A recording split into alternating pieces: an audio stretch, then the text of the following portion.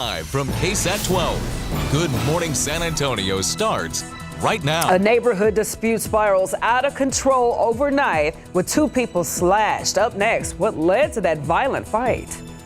And a toddler left with lasting scars from a burn injury, and now the new charges 2 people are facing, and an update on how that little boy is recovering.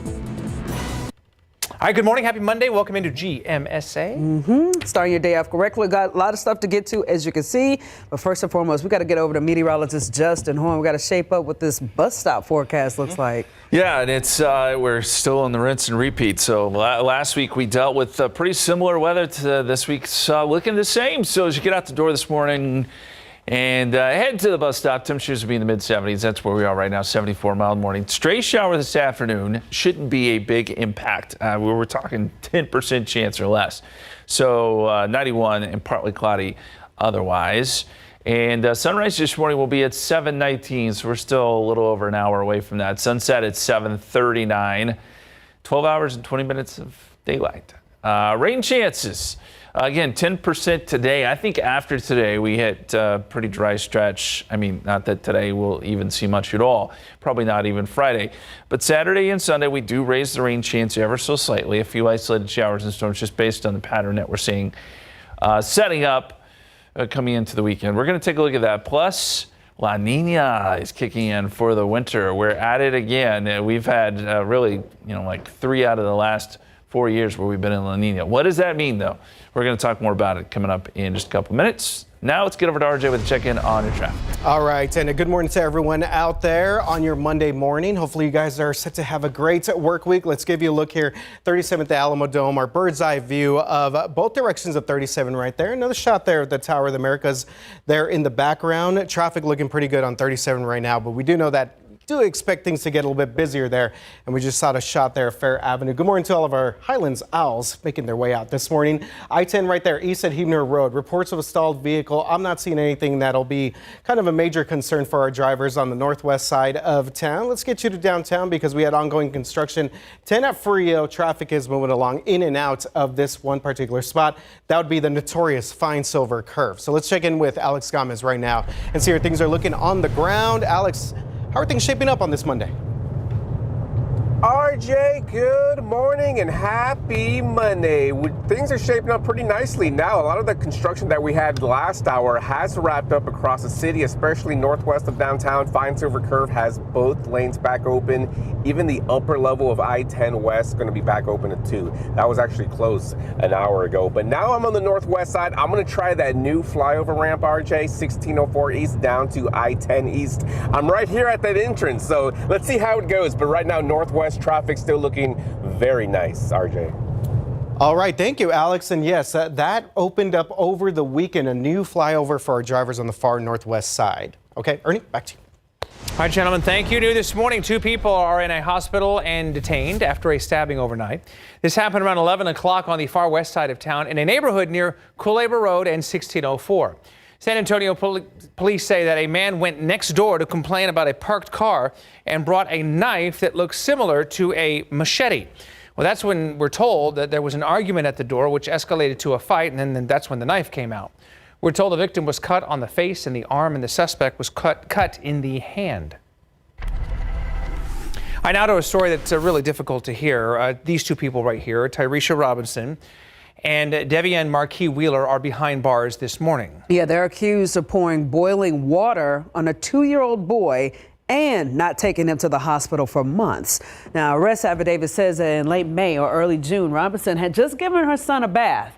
And while she was in another room, her boyfriend, Wheeler, who again you see on your screen, poured a pot of boiling water on the child. So the boy reportedly suffered severe burns, but Robinson again did not take him to a hospital. Instead, she tried to treat him on her own at home for fear that Child Protective Services would take him. The boy was treated for his burns and a broken arm that had already begun healing. Now to another sad story. We got another 2-year-old in critical condition this morning after a near drowning at an Airbnb. San Antonio police officers called to a home on the west side around 10:30 yesterday morning. They say that the child may have opened the door while the visiting family was sleeping. Two Barron County Sheriff's deputies are in a hospital this morning after a chase turned into a crash Saturday night. According to the sheriff's office, a deputy's unit spotted a car speeding and weaving through traffic. They tried to pull the driver over, but that turned into a chase. Eventually, at the intersection of North Weidner Road and 35, the suspect ran a red light, and that's where the deputy's unit crashed with two cars. The suspect got away Saturday night but was caught yesterday morning. He's facing charges of evading arrest with a vehicle. The deputies are expected to be okay. This morning, an alleged cyber attack is why Uvalde CISD schools are closed most of this week. Now, these campuses will be closed starting today through Thursday. District officials telling us that ransomware has been found in the district servers. They say that this hack affects systems that are crucial for safety and security, such as the central camera monitoring location, visitor management systems, and then the phone system. An investigation still underway at this time. The Texas Education Agency says that they're investigating state educators' social media posts in the wake of the political assassination of conservative activist Charlie Kirk. TEA Commissioner Mike Mora said that in a letter, his agency had learned that some public school teachers had posted or shared reprehensible comments related to the shooting. Mora added such comments could violate the state's educators' code of ethics and encourage superintendents to report any inappropriate content through the TEA's misconduct reporting portal. Now, this comes after several company firings across the country of people celebrating the death of Kirk and advocating for more political violence against conservatives. 6:05 this morning, staying with that, the aftermath of Charlie Kirk's shooting death. Supporters and friends gathered at the Kennedy Center in Washington, D.C. to honor the conservative activist. Kirk's accused killer could be officially charged in Utah as soon as tomorrow. And then again, as we learn more about the 22-year-old suspect, officials say that he is not cooperating with investigators. ABC's Morgan Norwood has more. To follow Jesus.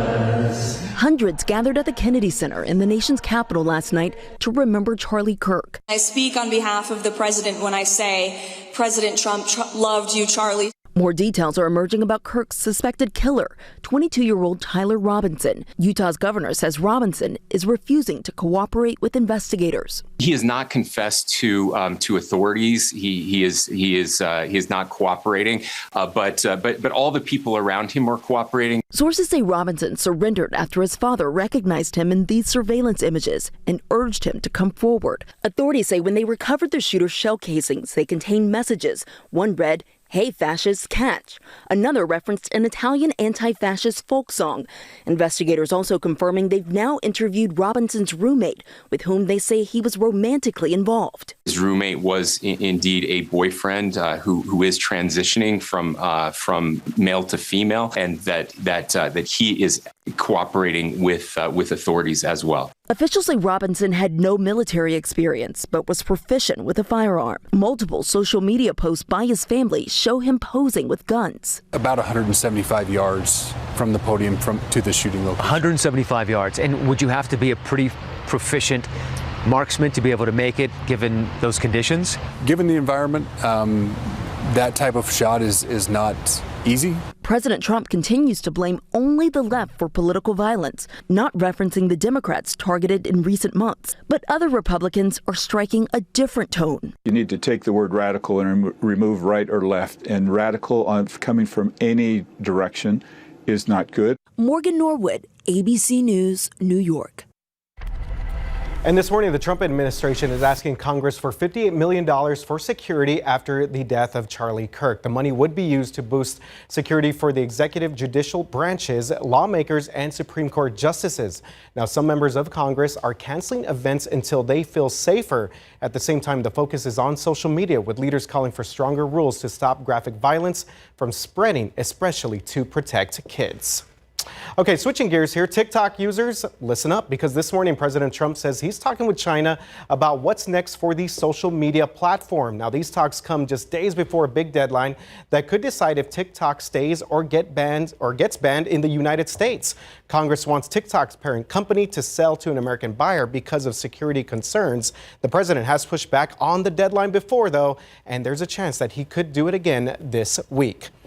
And an alarming report this morning about something called bleed air on planes. The Wall Street Journal reported on toxic fumes on planes and the health risk for flight crews. Bleed air happens when engines carry oils and toxins into the cabin if seals do not work. Flight attendants and pilots have reported brain injuries, and some planes have had to make emergency landings because of the smoke. Flight crews want better filters to keep the air clean. All right, outside with Life Cam, it is 6:09, 73 degrees. We still have quiet conditions here across San Antonio. A dry commute this morning. We're headed towards La Nina as we head into the fall and the winter. What does that mean for us? We'll take a look coming up.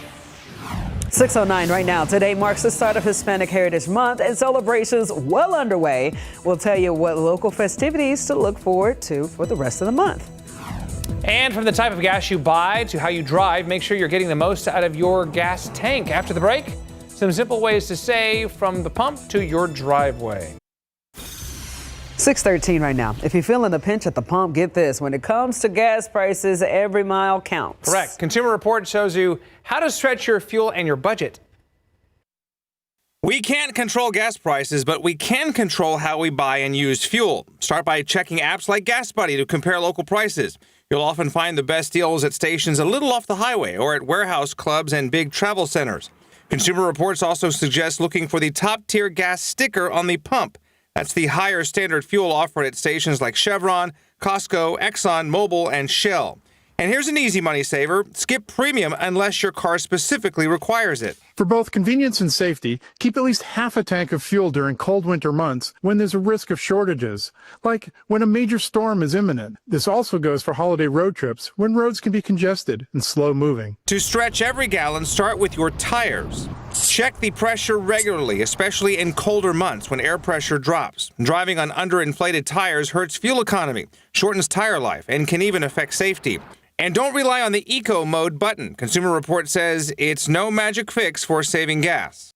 We found no fuel economy benefit using Eco Mode for city and highway driving. Its true ability is to encourage frugal driving behavior. And the simplest money saver, keep it smooth. Easy starts and gentle stops can go a long way toward getting the most out of every tank.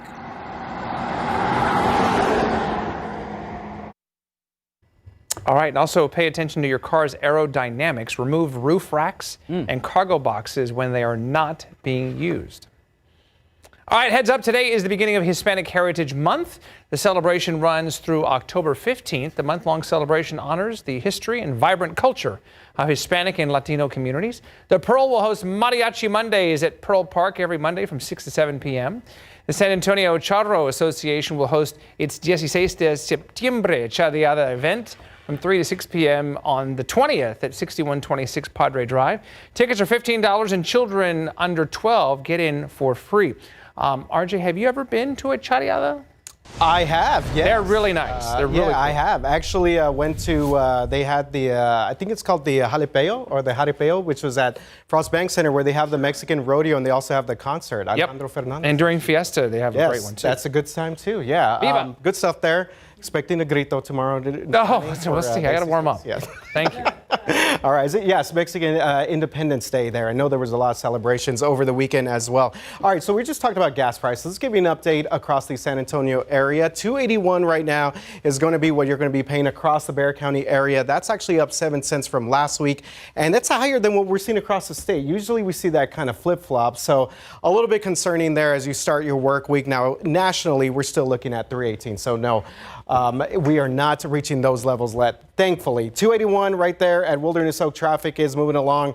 And again, a couple of our north side cameras as you get a nice look there. Now, downtown area traffic, despite some overnight construction right here at 10 at Frio, no major issues. And okay, starting to see a little bit of delay right there. But we'll keep an eye also on the situation on 35 North for all of our drivers making their way in from the south side of town. Let's go to Alex Gomez right now and see how things are looking on the ground. Alex, what's up?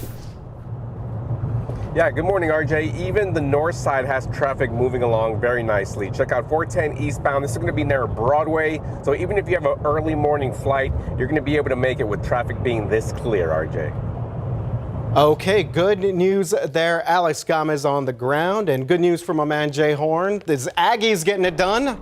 Top 10. Here oh my gosh. What a game. My heart went through, my emotions went all over the place. And I know the last play was controversial, but a win's a win.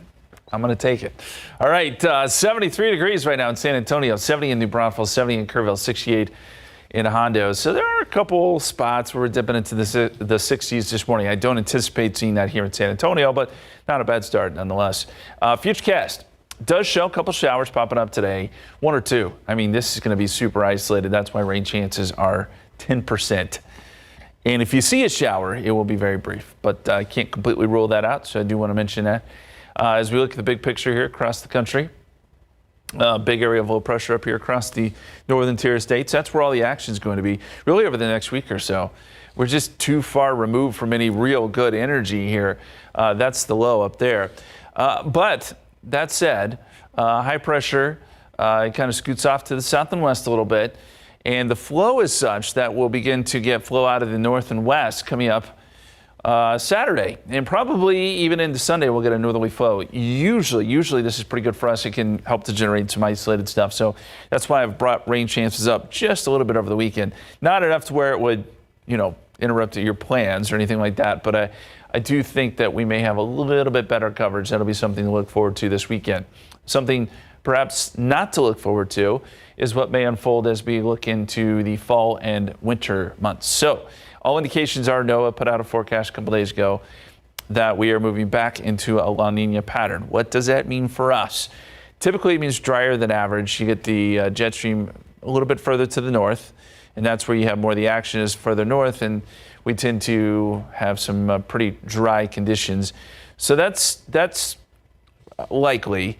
But I will say this, in La Nina years, we do also tend to get some cold snaps. Now, it's usually warmer than average as a whole, but we get some pretty intense cold snaps. Case in point 2021, you remember that? So these are La Nina years recently, 2018, 2021, 2022, 2023.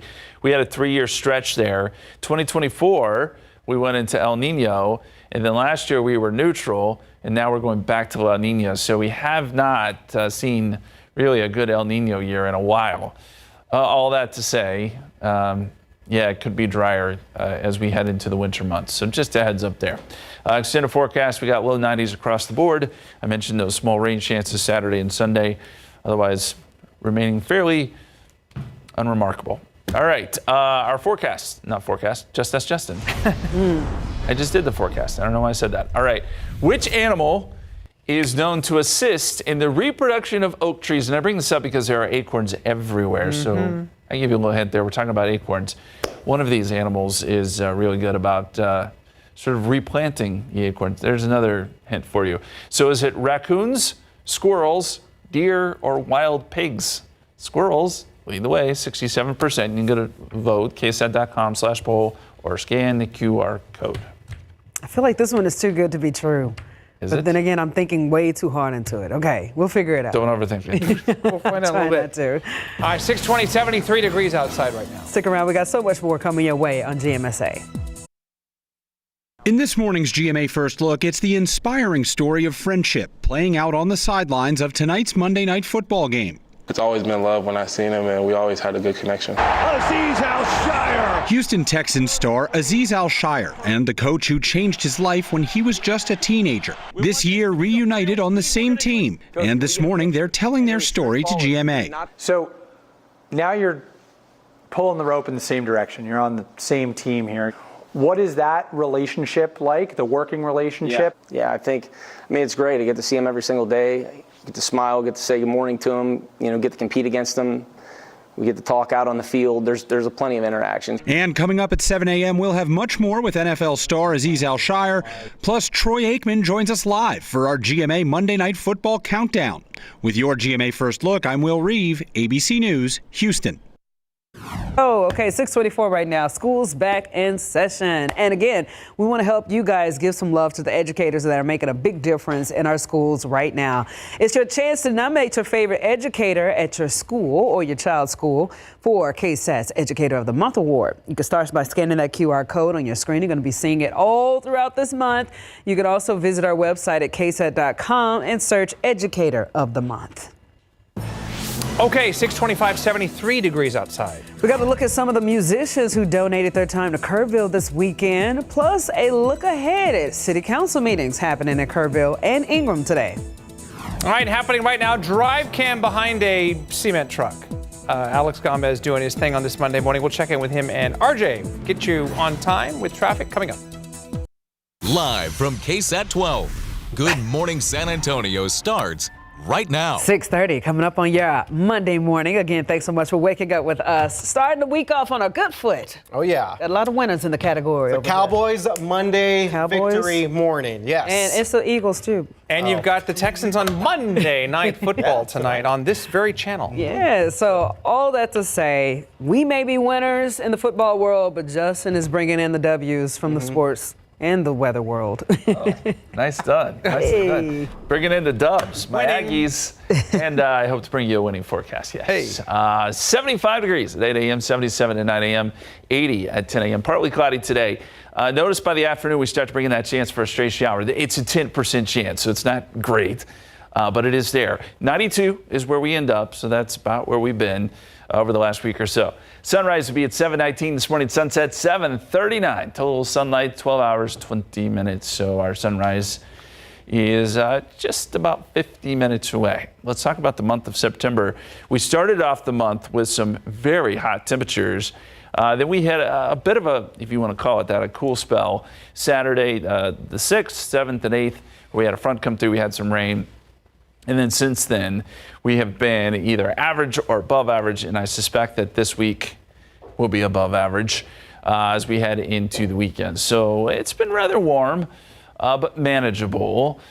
And we do have some rain chances, I think, to finally discuss that small chance today, but also again this weekend. We'll talk more about it coming up in just a couple minutes. But let's get you out the door this morning, get you on the roads. What's the latest, RJ? All right, Justin, and slow going right now on the roads as you take a look here at some of our cameras. 37, that stream right now, not feeding in, but let's go ahead and move on to another one. 37 at Fair Avenue. Good morning to all of our folks out here.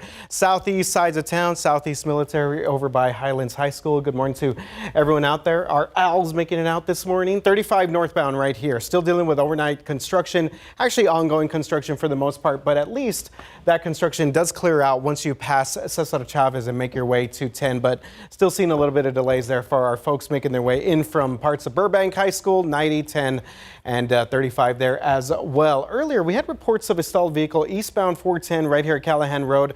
I'm not seeing anything that would indicate any major slowdowns. This camera's a little bit further up the road at the 410 I-10 interchange over Balcones Heights and Crossroads area. And it looks like traffic for the most part moving along there. West side, far west side, 90 eastbound traffic getting to 410 delayed at the moment. And we did see this pop up within the past couple of minutes. That's going to be 410 north right before you get to Rigsby Avenue. So we'll check on that in just a bit. Alex Gomez on the roads for us at 6:31. Alex, how are things looking?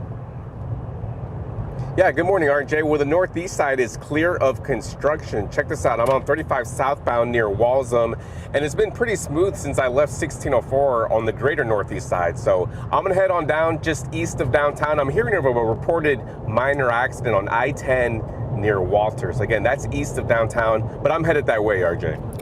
Okay, thank you, Alex, and we'll check back in with him and see if we get an update on that east side traffic, guys. All right, happening today, we got the Ingram City Council will meet to discuss their budget and tax rate for 2025 and 2026 fiscal year. They will also take possible action on the proposed Kerr Emergency 911 network, which is a system that delivers the emergency telephone calls to the appropriate public safety dispatcher. Also happening today, Kerrville will meet to discuss economic improvement. Some things on their agenda include the city's continuing response to flood recovery efforts and project status updates to the downtown area streetscape, Olympic pool renovations, and parks and traffic signals. Local musician Corey Weaver put together a benefit concert in Kerrville over the weekend. The money raised will all go to Lorena Guillen, the owner of Howdy's Restaurant and the Blue Oak RV Park in Kerrville. So the park was swept away in the severe flooding on July 4th, and the restaurant suffered severe damage as well. So Weaver brought the community together with music and vendors to help out local businesses everyone in Kerrville knows and loves. The one thing I know how to do is play music and get people together, and so I was able to get a large group of musicians to agree and donate their time, and we want to see this place get back up on their feet. It's just the community getting together again to help each other, and that has been from day one the only source of help that we ever gotten. Well, Anna hopes to keep bringing in money from Howdy's. She says that she wants to make sure that she can keep paying her employees so that no one else has to be impacted any further from the devastating summer they've already had. 6:33 right now. We got a reminder to pass along for people who are still looking for that financial assistance from the Hill Country floods. The deadline to apply, September the 28th. That means that those who live in qualifying counties can submit a damage and make claims to FEMA. We have that link on our website. Apply at KSAT.com. So get this, we got a K9 who sniffed out 500 pounds of meth. You saw the picture going around on social media. It was found inside of a rail car yesterday morning in the San Antonio area. Now, according to a social media post by San Antonio police, they, alongside state and federal law enforcement, were inspecting freight cars. That's when a K9 alerted to narcotics inside one of them, and they found hundreds of pounds of drugs worth over $1 million. We got to tell you about a shooting now that happened at the top of downtown parking garage. It left one person dead, multiple injured. It happened just before 1:30 yesterday morning at the River Center Mall parking garage. Well, San Antonio police say that someone pulled out a gun as a group of people started arguing. When police got there, they found one man dead and an 18-year-old taken to the hospital in critical condition. A 16-year-old was also grazed by a bullet. San Antonio police say that as of right now, no arrests have been made because several of the people who were detained have been uncooperative in this investigation. An investigation is also underway into a shooting that killed 2 people over the weekend. So SAPD got a call about a fight and were dispatched to the Costa del Sol apartments on the northwest side. They found a man with a gunshot wound at the front entrance of the complex. He was taken to a hospital where he later died. While investigating, police found a second victim who had also been shot near an apartment door, and that person died at the scene. The shooter is still unknown. All right, school districts around San Antonio working to follow a new law that went into effect on September the 1st. That requires parents to give permission before schools can provide certain health services to the students. So basically, basic care like Band-Aids or checking a fever, that doesn't need parental consent, but does require a notification. Medical treatments and medications do need parental consent. Now, if you have any questions, reach out to the Texas Education Agency, and then we have on KSAT.com where you can find a list of local school districts and their responses to this new law. The American College of Surgeons says that it's seeing a surge in injuries around the country, particularly in children and teenagers. That's because of the rising popularity of electric bikes and scooters. The American College of Surgeons says it is a problem nationwide, with more than 20,000 people hurt while riding electric bikes every year. About 3,000 of those require hospitalization. Head injuries are the most common, but there have also been deaths. Doctors say that many times riders they see in their ER either did not have a helmet or were not wearing the right one. This helmet is rated a level 3 helmet, which would be up to 28 miles per hour. And you can see it has a kind of a full shell around it that protects the head. It's also harder than the other one and is better for these higher rates of speed. Now, Dr. Levy recommends checking helmet ratings before buying a helmet. One place to do that is to go to the Virginia Tech Helmet Ratings. The university, in collaboration with the Insurance Institute for Highway Safety, have evaluated nearly 300 bike helmets. You can find all the results on their website. 6:37 right now. We got the 12th annual Head for a Cure 5K coming up. Event aimed at raising awareness and money for brain cancer research, and it also honors our late news director, Mr. Jim Boyle. Race Day starts on Saturday, September the 27th. Things kick off at 8 a.m. at Providence Catholic School, just down the street from KSAT. You can't miss it. If you visit KSATcommunity.com, we have a link where you can register. Justin, this is something that you kind of participate in every year. I love to do it. I've been practicing my running, although it has been great lately. It's been a little warm to be outside training for 5K. All right, outside here in San Antonio right now, we've got temperatures in the 70s, feels okay. Down the line, this is the weekend that we're looking at here. The upper level flow is such that we may get some rain chances back in the picture. I'll show you why coming up. And fans of the Silver and Black were out in full force over the weekend trying to get a spot in a new fans section. And Wemby himself was the guest judge. That's coming up. Plus, we got a scam being shared on TikTok. Ahead, we're going to tell you what you need to know before you think you can cash in.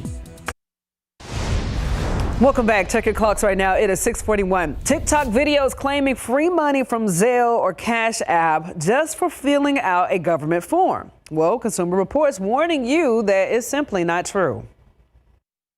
Victims of scams on peer-to-peer payment platforms like Zelle or Cash App may try anything to get their money back. Durain Delevante and Gilbert Graham Jr., two social media influencers who racked up millions of views, incorrectly claiming that filing a complaint with the Consumer Financial Protection Bureau will get you a payout from these companies, even claiming that you can be compensated even if you weren't a scam victim. Whether it happened to you or not, go put in a claim, because they about to have to run you that check. CFPB suing them.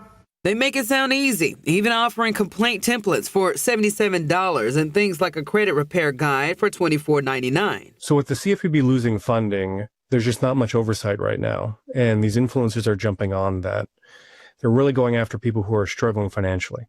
Now, Graham did not respond to CR's request for comment. Delevante says Cash App and Zelle are unfairly targeting him to divert attention away from their own shortcomings in combating online fraud and scams. If you bought their financial products or follow their advice, the best thing to do is to contact the FTC, the CFPB, and your state attorney general and file a complaint. Zelle says consumers were duped through social media into filing complaints based on a fabricated settlement, while Cash App says it has made significant improvements to how we identify and act on consumer complaints. CR has tips to keep you safe from payment platform scams. Be skeptical of posts promising easy money. Scammers use urgency and emotion to trick you. And before sending money online, slow down. Double check who you're paying and what you're paying for. All right, well, this was a lot of fun. Hardcore Spurs fans, you see them right there, took their love for the Silver and Black to some new levels this weekend during tryouts for this new fan group called Los Ultras.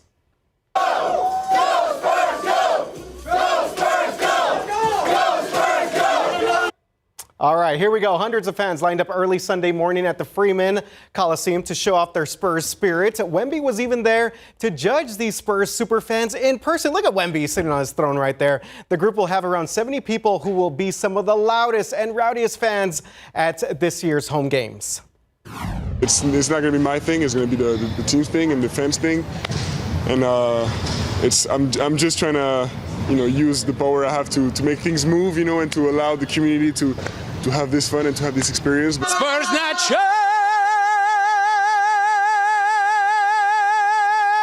Wow! That's me! Impressive! Yes! Okay, you think you're going to beat everyone at try? Yes, I don't know. I have the Holy Spirit with me. I love that. There's one thing I love more than the orphans, and that's the Spurs.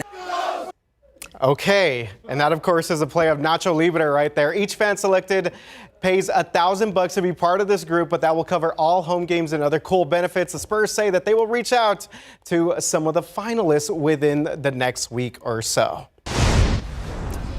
Yeah. Are y'all awake now with him? Sleep, man. That was one alarm right there for you. Absolutely. Hey, you need to be embedded in there as well. Yeah. Hey, great stuff there. Yeah. From those Spurs fans, saw them out there with the drums. It was a cool scene out there. And Devin did a great job with that story. I would advise everyone to go to our website to check out more of that right there. 37 Fair Avenue. Traffic is looking good out here for our folks on the southeast side of town. But we do have some delays right now. This is going to be 35 headed north right there at Benzingelman Road. So Benzingelman Road, FM 78. This is going to be right there where BAMC is. And good morning to all of our folks in this one particular spot joining us this morning. Starting to see a little bit of delays there. Also seeing a little bit of delays right here. 10 at Probent. This is going to be our traffic going 10 east, going towards Roosevelt Avenue. That, of course, takes you to our beautiful San Antonio Missions, the Mission Trail right there over by Roosevelt Avenue. A little bit of slowdowns here for our drivers. Probent, south of Lone Star, south of Southtown, if you will, and still some delays for our traffic going north on 35. Let's check in with Alex Gomez right now. Another super fan, super photog, and he's actually at the scene of something. Alex, what's up? Yeah, this scene's going to be over here on the east side. RJ, this is going to be I-10 eastbound. It's right underneath Walters, and we do have a 3-vehicle crash over here, and it's blocking that right lane. So right now, I-10 eastbound is going to be backed up all the way to the I-10 37 interchange, and the entrance ramp from New Braunfels Avenue trying to go I-10 east, that's also closed for now until they clear this out. But we do have wreckers on the scene now, RJ. Okay, thank you very much for that update, Alex Gomez on the roads. And let's go over to Justin. Justin, you were here yesterday. You said that those fans were through the roof, huh? Incredible. And I love college football. I'm excited about college football season, but I think I'm more excited about the Spurs season. There's just so much hope this year, and I feel like the team is finally assembled. So yes, I'm with those fans. I cannot wait. All right, noontime, 86, 90 at 2 o'clock. 92 is going to be our high today. 10% chance of a shower or two today. It'll be few and far between. I wouldn't worry about it too much. And as we look long term here, high pressure still close enough to where it keeps things pretty quiet, I think, most of this week. Now, as we get later into the week, there's a low that develops up here. Kind of sits here for several days, in fact. That will bring a lot of rain up to the northern tier of states. But it also sets up a flow as high pressure moves just a little bit further west, where we get flow out of the north and west, I think by Saturday into Sunday. A lot of times this flow can be good for us. We get little ripples in the upper parts of the atmosphere that come through, and it gives us just a little bit of lift. So for that reason, I put a 20% chance of rain in there Saturday and Sunday. It's still not a situation where it'll be a washout or there's going to be a lot of rain on the radar, but maybe just a little bit more coverage than what we've seen as far as just some isolated storms. Now, here's what's interesting. As you get into mid-September or late September, this is the long-term temperature forecast. So we're talking September, roughly September 20th through September 25th. And basically, if whatever's in orange here has a higher likelihood of being above average temperature-wise, the entire country almost. I mean, you're talking everybody here is going to be above average. So late September looks to be warm for not only us, but for everybody, because we don't have any one of those big fronts coming through the country to cool things down. All right, rain chances pretty much non-existent after today, but by the weekend, again, we bring them back up to 20% both Saturday and Sunday. Meantime, out in the tropics, we have a developing system here. This is likely going to become Gabrielle. It's way out in the Atlantic. And the latest thinking here, if you look at the computer models, probably is going to take this thing and curve it north into the Atlantic, which would mean it would not have any sort of big impact on the United States, but it still needs to be watched in case things change, and they can. 80% chance of development here, according to the Hurricane Center. So again, that probably becomes Gabrielle here in the coming days. All right, very quickly, I want to talk about the oak calendar. So in March, April, and May, we know what happens there. You get the leaf drop, the pollination, everything turns yellow and green. This is also a stretch, roughly February to about July, that you don't want to do any pruning, because oak wilt can be a big problem, especially if you don't, cover or treat the scars or the wounds on the trees.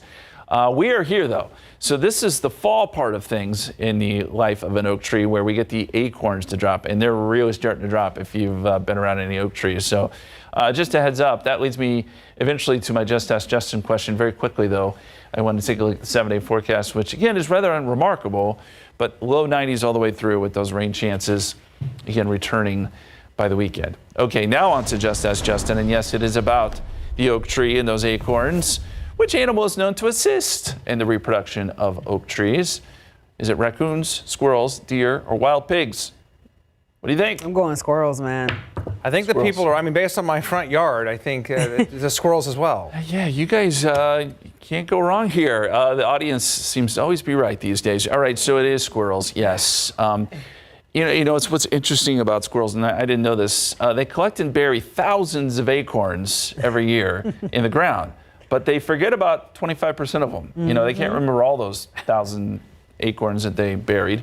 So that is the seed, of course, of the oak tree, and that develops into an oak tree. So squirrels really do spread life there with the oak trees. The cutest thing is when they stuff like 10 of them in their little jaws, little cheeks. We just stood pushing it in there. Yeah, they do a lot of work. They do a lot of work. And they also torment my dog. They are. Exactly.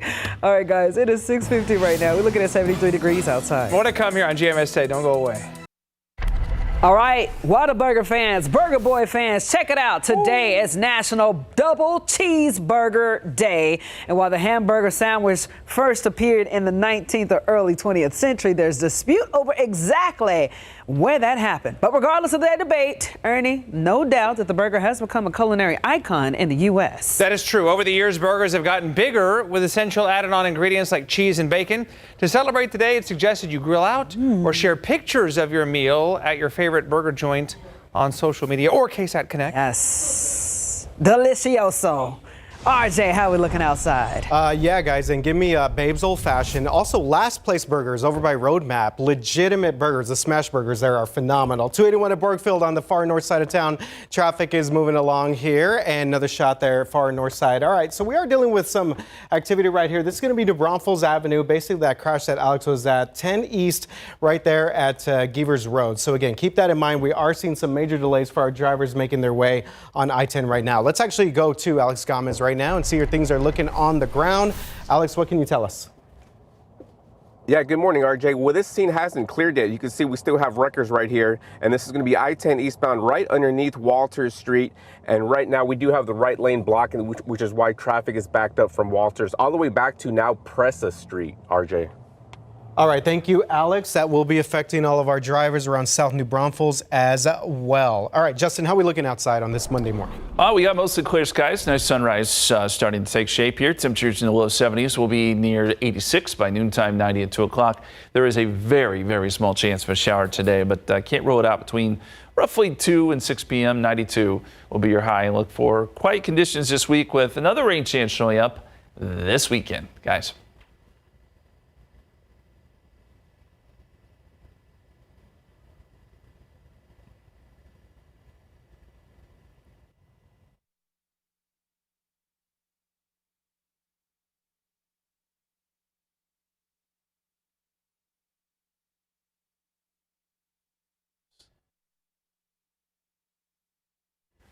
Yes, okay. Well, here we go. We got GMSA Plus coming up next. We're going to have more traffic, news, and weather for you coming up in just a bit.